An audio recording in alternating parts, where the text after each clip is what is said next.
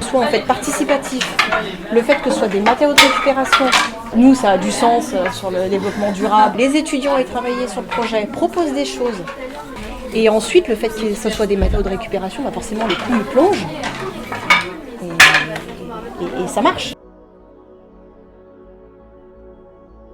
L'idée c'était de se dire, bah, en fait c'est une première expérience, ça permet de tester des choses, d'être dans cette logique de préfiguration pour sûrement mettre au point un projet un petit peu plus complet. En fait, l'initiative, elle est vraiment née lors d'un conseil d'école, lors du premier conseil d'école où j'étais, puisqu'il n'y a que depuis cette année que je suis parent déléguée sur l'école. Et c'est vrai qu'il y avait ce problème récurrent d'ombre. Enfin voilà, les parents délégués de l'année précédente, on m'en avait parlé. Et à un moment, en plein conseil d'école, je me suis dit, en fait, si le problème d'ombre, au lieu de dire, il y a un problème d'ombre, on proposait quelque chose.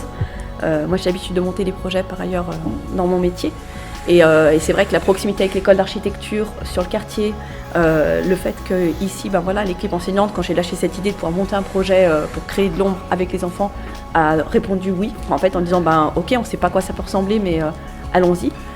Donc c'est vraiment né là, là au sein d'un conseil d'école. Je mène des projets participatifs sur la ville de Grenoble avec mes collègues et le service espace public et citoyenneté où c'est que du participatif à quasi 100% tout le temps. Aussi bien avec des écoles maternelles que des collèges, des lycées. Première fois qu'on a vraiment une expérience de participation, en plus avec des jeunes. Là on fait des choses qui servent un petit peu et qui sont d'utilité publique et encore plus si c'est pour des enfants quoi, parce que là ce qu'on leur fait, ils font des cabanes mais ça les aide de ouf.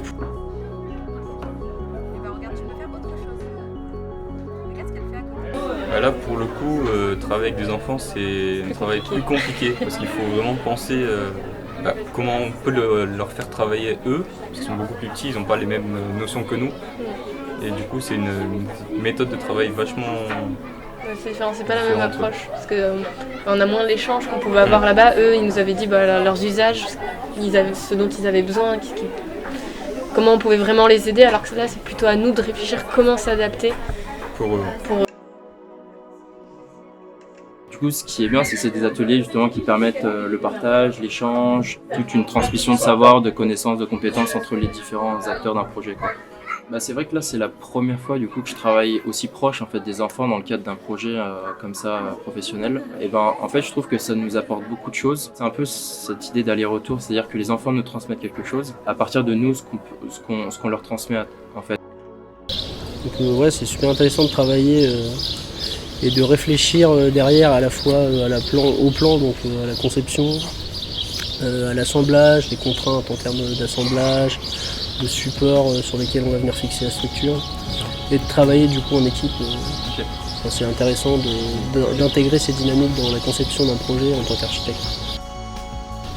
Alors pour ma part, c'est une belle rencontre, c'est plein d'énergie, c'est très vivant, très dynamique et c'est appréciable. Du coup ça rend le chantier très riche humainement et c'est vraiment la valeur ajoutée principale pour moi. Et donc c'est agréable. Alors, comment vous la trouvez cette cabane? Jolie. Elle est très jolie. Ouais. Et très très grande. Est-ce que ça va être votre terrain de jeu favori ou pas? Ouais. Moi je croyais dans notre cabane il y avait une échelle. Il y avait une échelle? Tu veux monter en haut? Oui. Bon, j'espère que vous avez hâte de l'avoir terminée. Oui. Oui. Après on pourra jouer. Développer cette culture de faire en fait, parce que c'est ce qui manque souvent dans nos études un peu trop théoriques, c'est ce côté de manipulation qui est du coup très intéressant à découvrir sur ces types de semaines d'expérimentation. Au final, il y a la même ADN oui. Et le même travail des collectifs avec des participations habitantes, avec...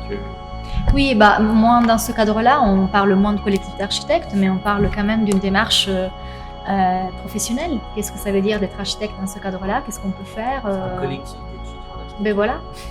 Oui, c'est plutôt vous, le collectif. Ouais, c'est ça le changement.